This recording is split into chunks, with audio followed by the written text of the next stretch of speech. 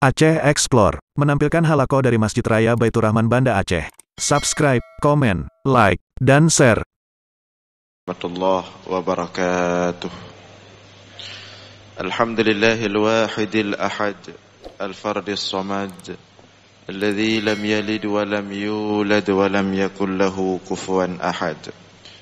Walladzi laysa kamitslihi syai'un wa huwas samii'ul basir. Allahumma salli wa sallim wa barik ala sayyidina wa maulana Muhammad alladzi da'a an-nas wa arsyadahum ila tauhid rabbil ibad. Allahumma wa ala alihi wa sahbihi ajma'in, amma ba'd. Puji beserta syukur senantiasa selalu kita persembahkan kepada Allah Subhanahu wa ta'ala, Tuhan yang esa pada zatnya, yang esa pada setiap sifat-sifatnya, yang esa pada setiap af'alnya. Tidak ada satupun makhluk yang serupa dengannya dalam bentuk apapun. Selawat beriringkan salam juga kita sampaikan kepada baginda Rasulullah sallallahu alaihi wasallam, kepada seluruh keluarga dan sahabat-sahabatnya sekalian. Hadirin jamaah sekalian beserta para pendengar dimanapun berada yang dimuliakan Allah, kembali kita dalam ulasan singkat tentang ilmu tauhid. Kita masih dalam pembahasan nilai-nilai ketauhidan dalam pelaksanaan ibadah salat, yaitu pada bagian akhir masalah kekhusyukan, di mana Imam Al-Ghazali menyebutkan bahwa syarat-syarat khusyuk itu ada beberapa. Yang pertama, hudurul qalbi, mesti hadirnya hati kepada Allah ketika kita melaksanakan salat. Yang kedua, at-tafahum, ada pemahaman yang baik tentang bacaan-bacaan yang kita baca dalam salat, tentang gerakan-gerakan yang kita lakukan dalam salat. Artinya kita harus paham betul makna-makna dari bacaan dan gerakan yang kita lakukan tersebut. Itu syarat kedua untuk bisa khusyuk dalam salat. Kemudian yang ketiga, ada ta'zim, mesti ada rasa pengagungan kepada Allah dalam salat. Mesti ada kebesaran Allah dalam hati kita saat melaksanakan salat. Kemudian yang ketiga, ada haibah atau khasyah atau khauf, ada rasa takut kepada Allah ketika kita salat. Takut kepada hukuman Allah terhadap dosa-dosa yang telah kita lakukan. Takut kepada azab Allah terhadap kezaliman yang mungkin pernah kita lakukan, baik sengaja maupun tidak sengaja. Nah, itu syarat berikutnya, yaitu ada rasa takut kepada Allah. Kemudian berikutnya yang akan kita bahas pada subuh ini adalah ar-raja. Ada harap, ada rasa harap kepada Allah terhadap kemuliaan Allah, karunia Allah, kelembutan Allah, kedermawanan Allah, ampunan Allah, keselamatan dari Allah di dunia dan akhirat. Ada rasa raja.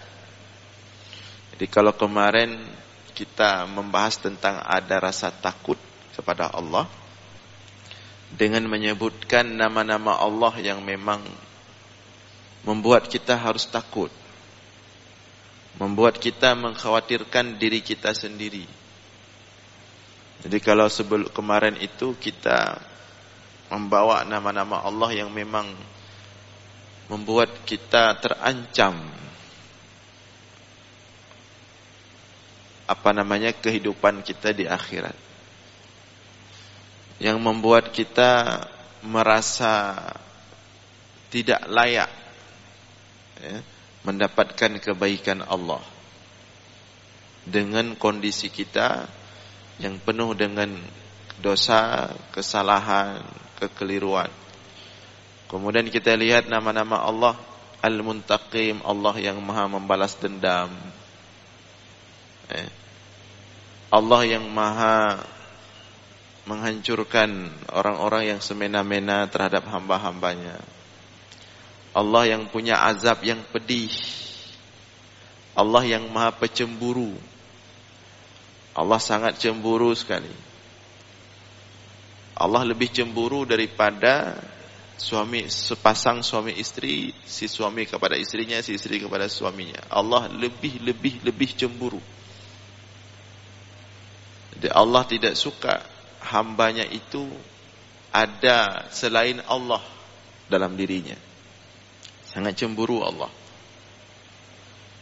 Kalau kita tentu cemburu ketika istri kita, atau si istri tentu cemburu ketika suaminya ada orang lain yang lebih menarik perhatiannya, maka Allah lebih cemburu lagi ketika ada selain dirinya, selain Allah, makhluk yang lebih menarik perhatian hambanya ketimbang Allah, agar Allah akan sangat cemburu sekali.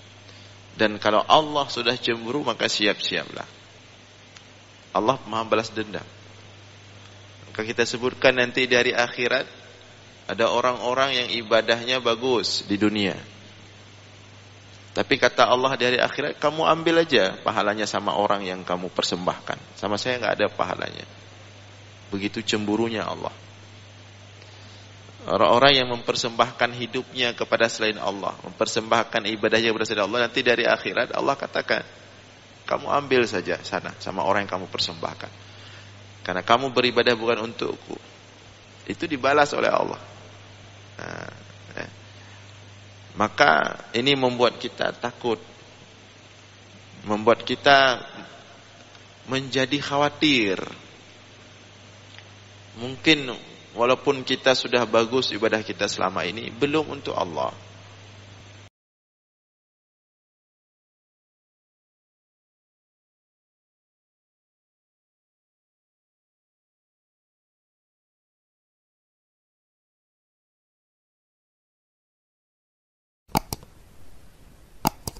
Ya kan? Nama Allah padahal 99. Dia cuma pegang satu nama saja, Rahman, Rahim. Allah itu mudah. Tinggal kita mudah, kecil urusan sama Allah. Dia meremehkan Allah. Dia tidak sadar bagaimana Allah mengazab kaum Nabi Nuh. Dia tidak sadar bagaimana Allah mengazab kaum Nabi Lut. Dia kirain bisa main-main dengan Allah. Dia tidak sadar dia lupa bagaimana Allah menghukum kaum Nabi Hud, kaum Nabi Saleh dihancurkan semua, diporak-porandakan sama Allah. Dia lupa bagaimana Allah menghukum Fir'aun. Dia lupa bagaimana Allah menghukum Namrud. Dia lupa bagaimana Allah menghukum sebagian manusia yang berani main-main sama Allah. Akhaznahum baghtah, kata Allah. Ada manusia-manusia yang kami biarkan dia dengan remehan itu kepada Allah. Dibiarkan, silakan. Tapi apabila sampai waktu yang telah ditentukan oleh Allah, akhaznahum baghtah, ketika itu kami hancurkan dia sehancur-hancurnya dan kami tidak sisakan sedikit pun. Jangan main-main sama Allah. Jangan, boleh kita berpegang pada Rahman-Nya Allah, karena memang kita harus berpegang pada Rahman Rahim-Nya Allah. Tapi jangan sampai kemudian kita pada titik justru merendahkan Allah, meremehkan Allah, menganggap Allah itu remeh. Karena mudah diampunkan, mudah dianggap remeh. Nah, maka ini makna khasyah, makna khauf. Nah, lawan daripada khasyah dan khauf yang juga harus ada dalam salat. Yang juga harus ada dalam salat adalah ar-raja. Kita dalam salat penuh harapan kepada Allah. Mudah-mudahan salat kita itu, setiap salat yang kita lakukan, tadi subuh misalnya, mudah-mudahan salat subuh tadi, meskipun sebenarnya itu Allah yang kehendaki, kita la haula wala quwata illa billah, enggak ada daya dan upaya, kita banyak gaya aja, banyak ngomong aja. Yang bangunkan kita Allah tadi subuh, yang gerakkan kita ke sini Allah tadi subuh, yang membuat kita nikmat salat di sini juga Allah. Kan kita enggak ada apa-apanya sebenarnya, enggak ada jasa apa-apa. Ya, apalagi untuk merasa diri soleh, ya kan, itu sudah sangat-sangat jauh, sudah sangat over, ya. Nah, meskipun seperti itu, kita dianjurkan untuk ada sedikit raja kepada Allah. Mudah-mudahan setiap salat yang kita lakukan ini, meskipun kita tidak yakin diterima oleh Allah, tidak ada satu pun yang bisa meyakini amalan diterima oleh Allah, ya, kita berharap, ada sedikit harap kepada Allah. Mudah-mudahan salat kita ini dapat menyelamatkan kita di hari akhirat nanti. Dapat sedikit tidaknya menjadi pertimbangan Allah, ya, yang mungkin kalau secara kehidupan kita sehari-hari kita mungkin tidak layak masuk surga, lebih layak sebaliknya. Tapi mudah-mudahan dengan salat ini, meskipun ini atas kehendak Allah semuanya, Allah berikanlah sedikit sumbangsih salat kita untuk menyelamatkan kita di hari akhirat nanti. Karena kalau kita lihat para sahabat aja, seperti Utsman bin Affan mengatakan, seandainya aku diberdirikan antara surga dan neraka, kemudian aku disuruh pilih, mau pilih surga atau neraka, kata Utsman bin Affan, lakhtartu an akuna ramadan. Kalau aku disuruh pilih antara surga dan neraka, aku lebih baik pilih jadi debu saja. Karena malu pilih surga, tidak layak, tapi juga tidak sanggup berada dalam neraka. Coba kita bayangkan mereka. Kita baru sedikit ibadah, PD-nya udah ya, sudah jauh sekali, terlalu percaya diri. Setingkat Utsman bin Affan itu.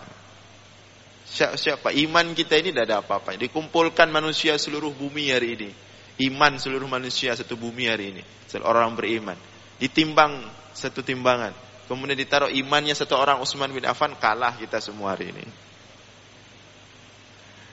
Tapi ketika Utsman mengatakan, kalau aku disuruh pilih antara surga dan neraka, lakhtartu an akuna ramadan, aku lebih baik pilih jadi debu. Mau pilih surga tidak berani, ya, merasa tidak layak. Mau pilih sebaliknya tidak sanggup. Kan bagaimana perasaan kita mendengar ucapan seorang Utsman seperti itu? Empat tinggai dia, empat. Mendengar ucapan Umar bin Khattab yang mengatakan, seandainya diserukan suara dari langit, semua penduduk bumi masuk surga kecuali satu orang, Umar mengatakan, sungguh aku akan berfikir satu orang itu adalah diriku yang tidak masuk surga. Nah, ini kan sangat menusuk sekali ucapan-ucapan seperti ini, yang diucapkan oleh orang-orang yang level keimanannya itu tidak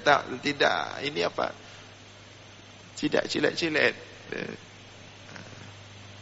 Bahkan Rasulullah kan mengatakan, ketika ada orang meninggal, ada beberapa kisah, ada riwayat tentang Utsman bin Mad'un, ada riwayat tentang Ka'ab ketika wafat Utsman bin Mad'un dalam kondisi yang sangat sadis sekali, ya. Dibunuh syahid, dibunuh oleh orang musyrik, dibawa pulang ke rumah. Orang-orang datang, ada seorang wanita yang mungkin cepat bawa perasaan, sedih sekali melihat Utsman bin Mad'un, bukan Utsman bin Affan, Utsman bin Mad'un.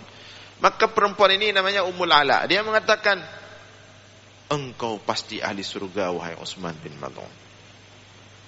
Kalau begini kondisimu, engkau pasti tidak ada tempat lain kepadamu kecuali surga.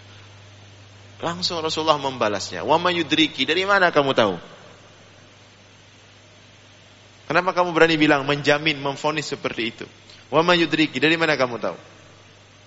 Wa ana Rasulullah, aku saja sebagai Rasul Allah, ma adri ma yuf'alu bihi. Aku tidak bisa memastikan dengan pasti bagaimana keadaanku secara detail nanti di hari akhirat.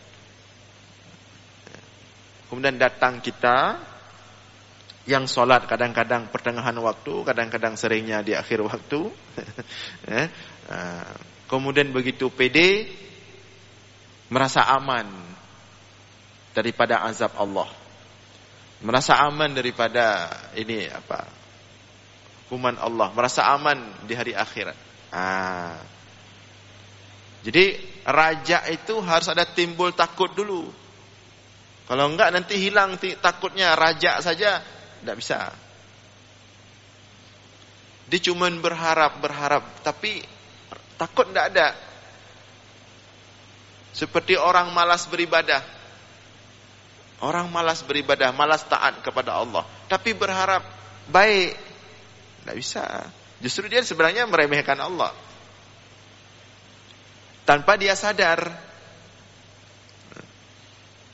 Dia tidak menghargai Allah itu. Dia beribadah enggak, sholat enggak, taat enggak. Cuma dia melemahkan dirinya, berharap, ya Allah, ya. Ini kan sebenarnya dia merasakan dirinya itu dalam posisi lemah, mudah-mudahan Allah mengampunkan saya. Ibadah enggak mau dia. Itu bukan posisi tunduk kepada Allah. Itu bukan posisi tawadhu, bukan posisi khudu. Itu sebenarnya hakikatnya posisi sedang meremehkan Allah, cuman dikelabui oleh setan. Dihiasi oleh setan seolah-olah posisi lemah. Ya Allah, nyo hamba laih ya Allah. Walaupun hana sembahyang ya Allah, walaupun na tinggal-tinggal ya Allah, ni ampun ya Allah. Kibanlah ba'ro ni ya Allah. Tak bisa. Seolah-olah merasa diri apa istilahnya ya, hamba laih. Memposisikan diri korban lah begitu. Padahal dia sedang dalam masalah besar. Cuma datang setan dikelabui.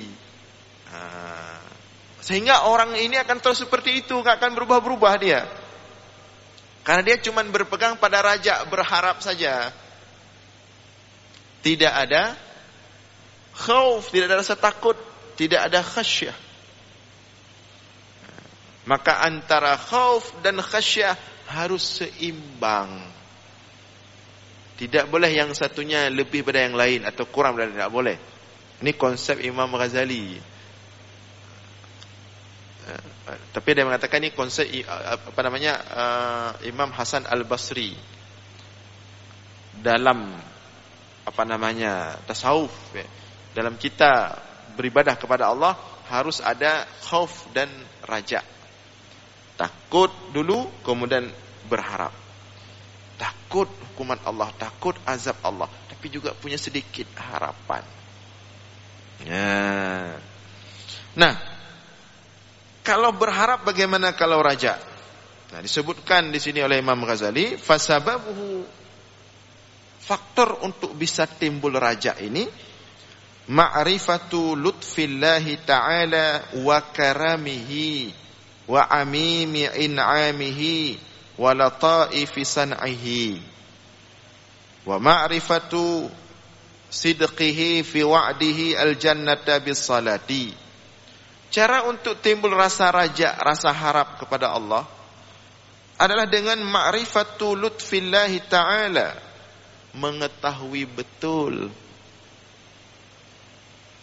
mengerti betul lutfillah, kelembutan Allah kepada hamba-hambanya, sayangnya Allah kepada hamba-hambanya.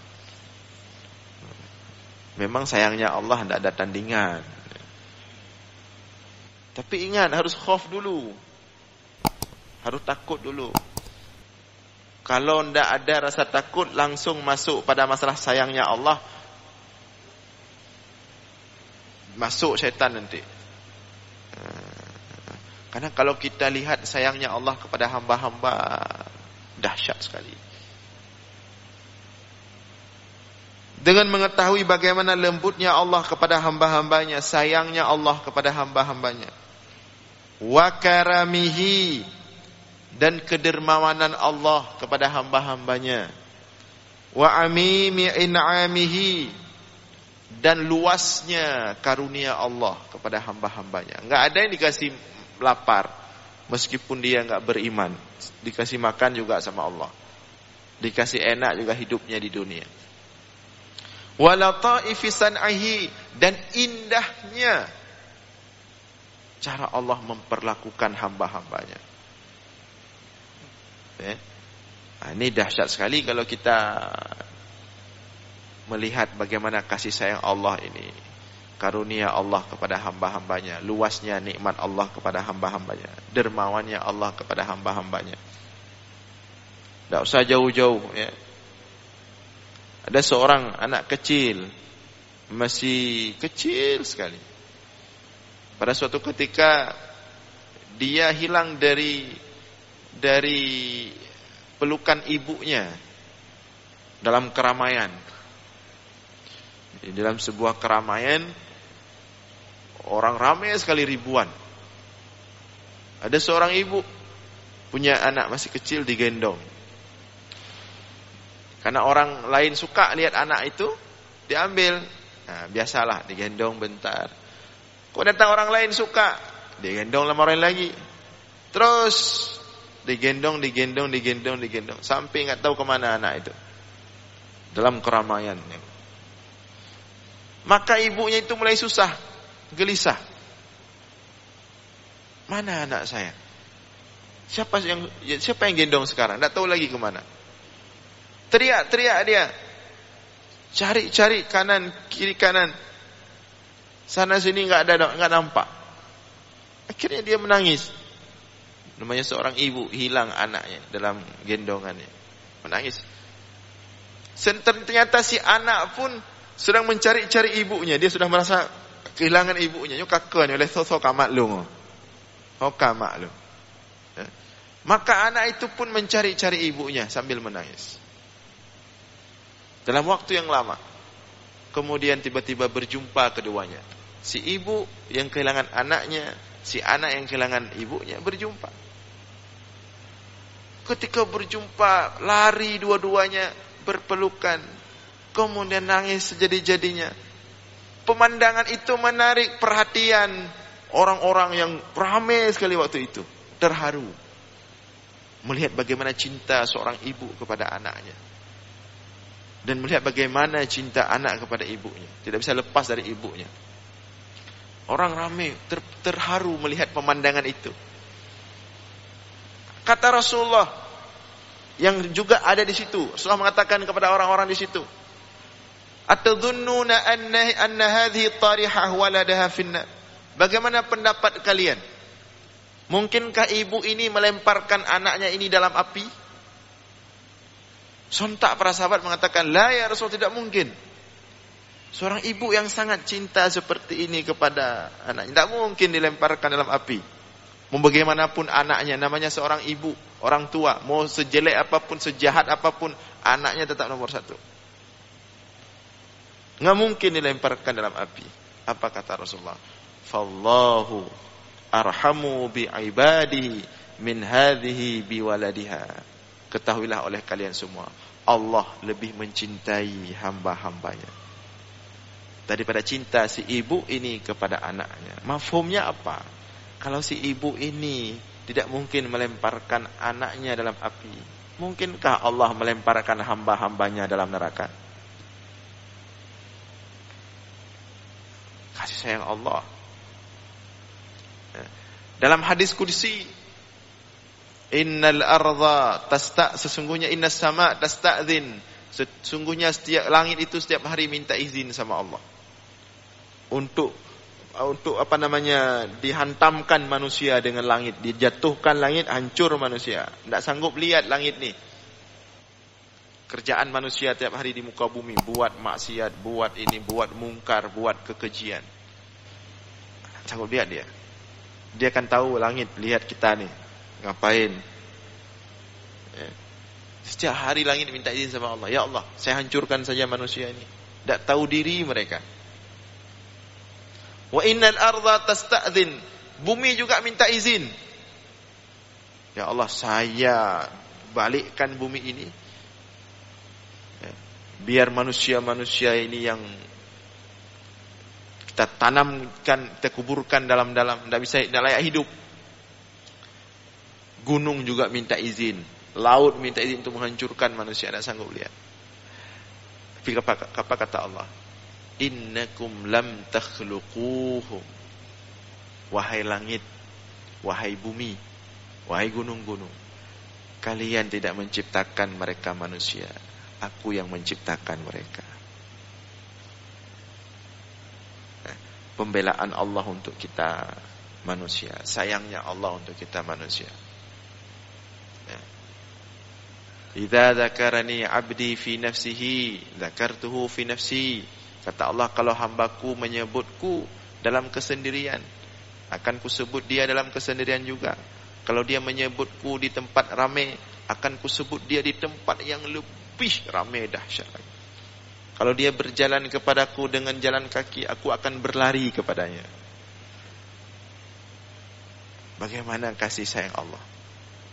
Ya. Allah katakan, walau balagat dzunubuka ananas sama. Wahai hambaku, walaupun dosamu itu sudah menjulang tinggi memenuhi langit, ghafartu laka, akan kuampunkan kamu. Wala ubali, tidak aku peduli betapapun banyak dosamu, selama engkau rajautani, masih berharap kepadaku. Ternyata sedikit harapan kita kepada Allah itu sangat berarti bagi Allah. Sedikit harapan kita kepada Allah itu mampu menghancurkan sebanyak apapun dosa-dosa kita. Tapi harus tulus berharapnya. Tulus berharap. Itu ditunggu oleh Allah. Tulus berharap. Jangan berharap pas lagi salat, nanti rencananya siap salat ada planning lain nanti.